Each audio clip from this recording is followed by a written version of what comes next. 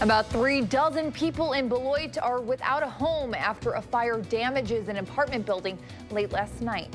Plus, firefighters in California are working to extinguish deadly wildfires across their state. And food recalls across the country have been leaked to a product made right here in Wisconsin. This is News 3 at 6. Good evening and thanks for joining News 3 at 6. A late night fire in Rock County destroys an apartment complex, leaving many without a home. News 3's Adam Duxter has the latest from Beloit. I'm on the 900 block of West Grand Avenue in Beloit, where crews are still working to board up the apartment complex damaged in last night's fire. Firefighters were able to put out the flames early this morning. People who lived inside said they had only moments to grab personal belongings. One person who lived inside says he's still processing what happened. It doesn't feel real, man. I feel like we could just go in the house, but we can't, man. We started from scratch, man. It really hurts, you know. The cause of the fire is still under investigation, but the people who live here still need help. You can find out ways to help by going to our website, channel3000.com. In Beloit, Adam Duxter, WISC News 3. We'll have more on the damage and how the people who lived in the apartment complex are moving forward tonight at 10. Madison police are searching for a man involved in a robbery near a popular grocery store. Police say it happened on Schroeder Road near Woodman's around 10:45 last night. A woman was opening the trunk of her car when police say a man grabbed her and threw her to the ground. They fought over her purse before he got a hold of some items. When the woman left for help, the man also allegedly tried stealing her car. He's described as a black man, 20 to 25 years old, 5'7" or 5'8", with short ear-length braids. Police are asking anyone with information to call them or Madison area Crime Stoppers. A fight between two men at a restaurant on West Mifflin Street last night led to both of their arrests. Officers responded to a fight at a restaurant just after 10:30 p.m. One man had 2 puncture wounds on his neck and needed stitches. He was arrested for disorderly conduct, trespassing, and bail jumping. The other man was arrested on battery and disorderly conduct while armed charges. Well, switching to weather now, Dave Caulfield joins us with your first alert forecast. Hi there, Dave. Hey, Keely, another beautiful day on this Saturday, although a couple of showers trying to break out across portions of Wisconsin. Currently, we do have some light showers moving closer to Oshkosh and also some more light showers breaking out just north of Prairie du Chien. If we do see a couple of raindrops, that's going to be about the extent of it. Otherwise, we're dealing with partly sunny skies right now. Current conditions 78 in Madison, calm wind. That dew point still very comfortably in the low 50s. Live look in Madison on the WISC-TV Skycam showing much more of the same. We're looking at calm winds and humidity at 40%. Temperatures are in the upper 70s for the most part, close to 80 in Janesville, 75 in Viroqua, and 77 in Lone Rock. Dew points in the 40s and 50s for the most part, maybe a little bit more humid closer to southwestern Wisconsin, but still feeling very nice. This evening, isolated shower and storm can't be ruled out. Otherwise, partly cloudy with temperatures falling through the 70s into the mid 60s. We'll talk about seasonably cool temperatures continuing over the next couple of days in your first alert forecast in just a few minutes. Looking forward to it, Dave. A state of emergency is now in effect in California as a deadly wildfire nearly doubles in size. So far, the Carr fire has killed 5 people, including a woman and her 2 children, as they tried to flee the flames roaring through the city of Redding. Camilla Bernal spoke to evacuees and takes a look at the damage. Get out of here as quick as you can. Documents, pictures, and prized possessions. The Bulbach family piled everything into a suitcase and walked away from their home. It's the last time they expect to be there before the Carr fire is contained. It's almost not even my house in a way. I walk in there and it feels like a mausoleum of stuff. Like the Bulbachs, thousands of people in Shasta County, California are hoping their homes remain standing as the fire continues to expand. This fire is just a massive challenge.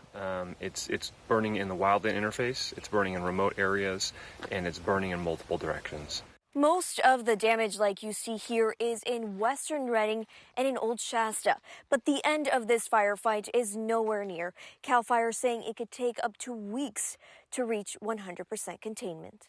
What we do want to just make sure everybody knows is there's 3,500 firefighters here who are not going to leave until this thing is out. Fire crews are working 24-hour shifts with help from police, the sheriff's office, highway patrol, National Guard, and others. We are here to protect this community, make sure that we save as many lives as possible, and get this thing under control. Evacuation orders remain in place for tens of thousands of people in Shasta County. Just praying with the whole community. Preliminary numbers show at least 500 structures have been destroyed by the fire. High temperatures and low humidity remain in the forecast for the country, making it dangerous and difficult for firefighters. The funeral for 4 family members killed in the duck boat accident in Missouri was held in Indianapolis. The funeral was for Glenn Coleman and his 3 children, Reese, Evan, and Aria. 9 members of the Coleman family died in that accident last week. A GoFundMe has been set up for funeral expenses, and it's already raised $700,000.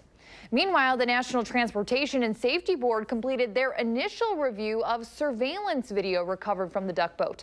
The recording indicates that waters initially appeared calm. Roughly 5 minutes later, though, winds picked up rapidly. The inward-facing video recording ended at around 7:08 p.m. while the boat was still on the surface. Authorities say no conclusions about why the boat sank should be made from this preliminary information.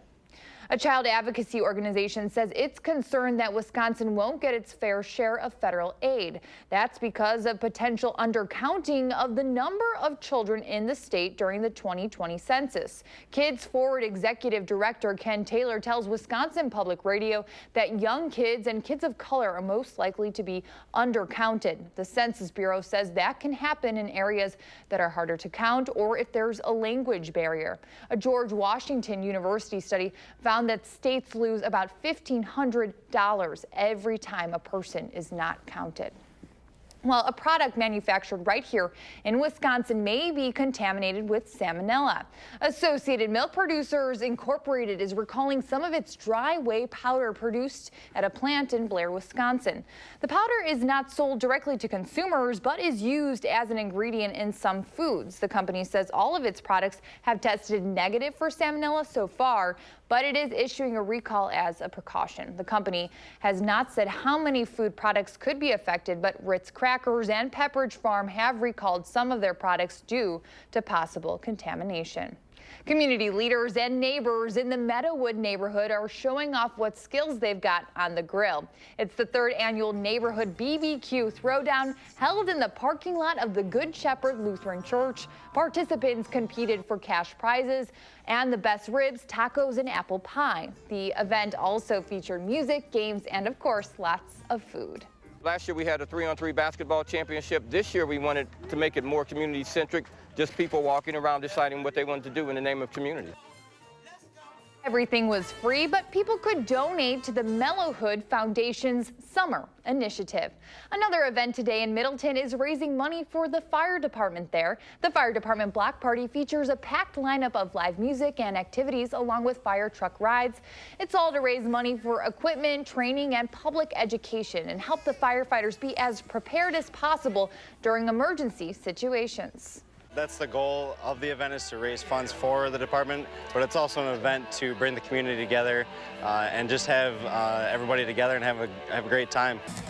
And there's still time to get in on the fun. A fireworks show starts at 9:45 tonight.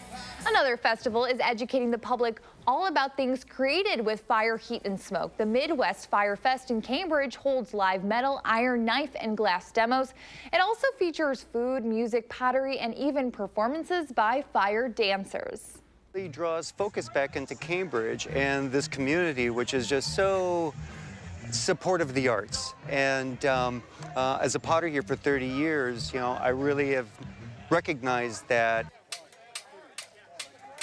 Happening tonight through 10 o'clock and continues tomorrow starting at 10 a.m. Well, coming up next on News 3 at 6, bikers and runners of all ages are raising money and awareness for the American Diabetes Association. We'll bring you to the Tour de Cure coming up.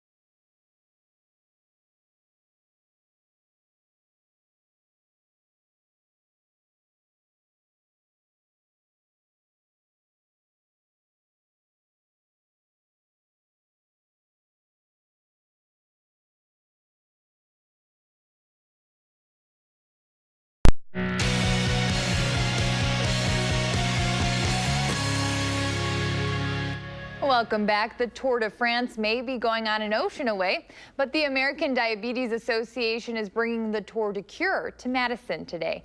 Bikers of all ages participated in rides from 4 miles all the way to 63 miles long. Walkers and runners also were able to complete a 5K. The Tour de Cure is the American Diabetes Association's only major fundraiser of the year. Organizers say that most of the money goes to camps for children suffering from diabetes, where it can make an incredible difference. Oftentimes, when you're living with a chronic illness, you kind of feel like you're all alone. People don't understand. That's a place where they can go and really just feel a part of a community, which is awesome. That gets supported here, as well as our research. Organizers say over 200 people registered for the event. A UW-Madison professor is taking a bike ride to raise awareness about the continued struggle to restore power to Puerto Rico after last year's hurricane. Engineering professor Jim Tinjum is working with a group of students to install solar panels at a nonprofit shelter for kids who have been abused. To help pay for those solar panels and raise awareness for the project, Tinjum left this morning for a 1,200-mile bike ride, visiting 50 solar energy sites across the state. At the beginning of the summer, there will still be 11,000 customers without power in Puerto Rico, 8 months after Hurricane Maria. If you'd like to donate to that project, you can do so at solarparaninos.com. Well, it's the room you likely spend much of your time in, but does your kitchen need an update? We'll tell you about the best appliances for your buck coming up. Some shower chances. Stick with us into next week. I'll have your first alert forecast coming up in just a few minutes.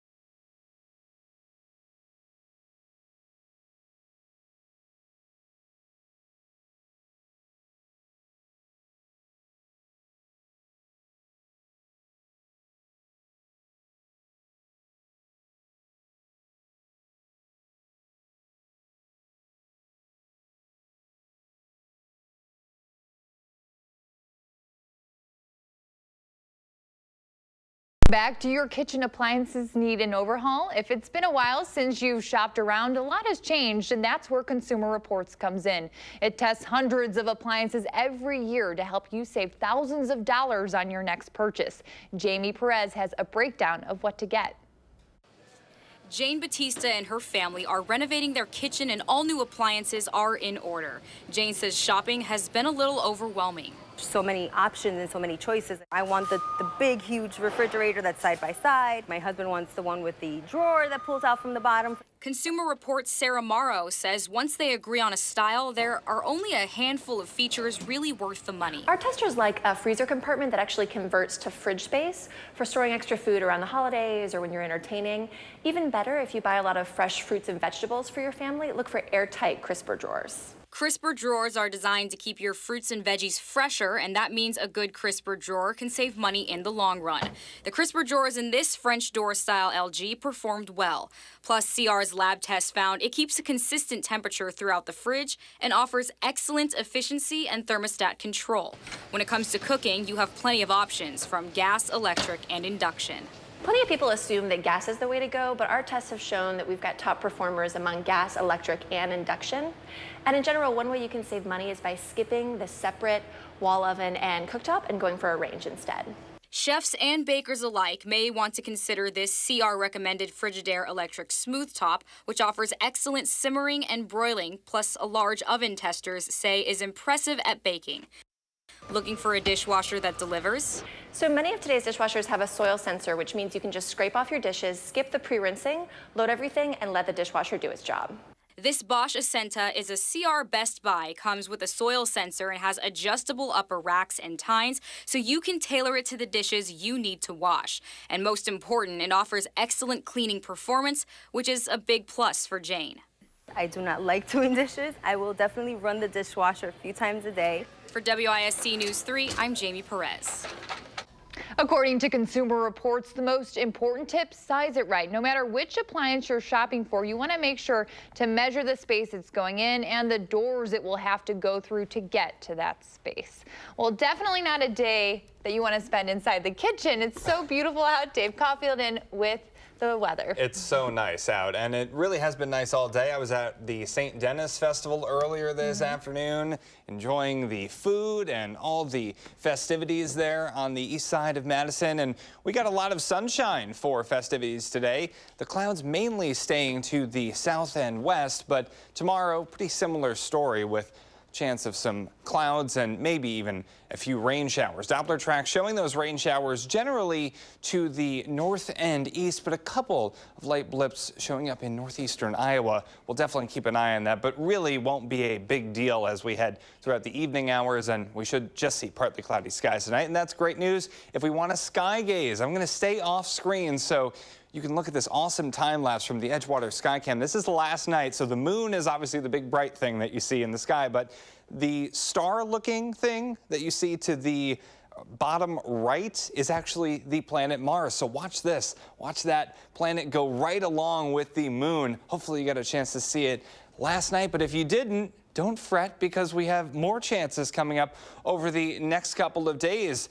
The opposition of Mars actually was yesterday, but will actually be closest to Earth coming up on July 31st. It's visible in the southern sky. The best viewing hours for this, a few hours right after sunset, so kind of in the mid-evening hours. It's the fourth brightest object in the sky, not as bright as the moon. That is a hoax that's been going around once again. But it is twice as bright as Jupiter, which is pretty cool. It's going to be pretty low on the horizon, so just keep that in mind. But happy sky gazing over the next couple of days. Sky and star gazing. I think I combined those words. Downtown Madison right now, not seeing any of that because we still have that sunshine in the sky. That's a pretty big star right there. Today, high of 78. Just a little bit below normal for this time of year, and that's where temperatures stay over the next week or so, although I do think by the time we get into next week, we will hit the mid-80s. Temperatures right now in the 70s, dew points in the 50s, very comfortable, and that's the way it's going to stay into tomorrow. Wind speeds not that bad. High pressure is pretty weak at the surface, and over the next couple of days, we still do have those slight shower chances with us. This low pressure system continues to move closer to us on Monday, could bring us some slightly better rain chances on Monday. Tonight, temps in the 50s, partly cloudy and comfortable. For tomorrow, partly sunny, a slight chance of a shower or storm late, and temperatures in the upper 70s. Once again, we'll be in the mid to upper 50s overnight, mid to upper 70s during the day with more slight shower chances. Then on Monday, this low pressure system getting close to us could bring us some more substantial shower and storm chances. Quick look at your 7-day forecast showing those temperatures in the 80s for portions of the week ahead. Then, as we head into next weekend, more rain chances, but a little bit warmer temperatures with highs in the low to mid 80s. Well, a record-breaking day at the All-City Swim Meet. We'll show you who came out on top in the pool today. That's next in sports.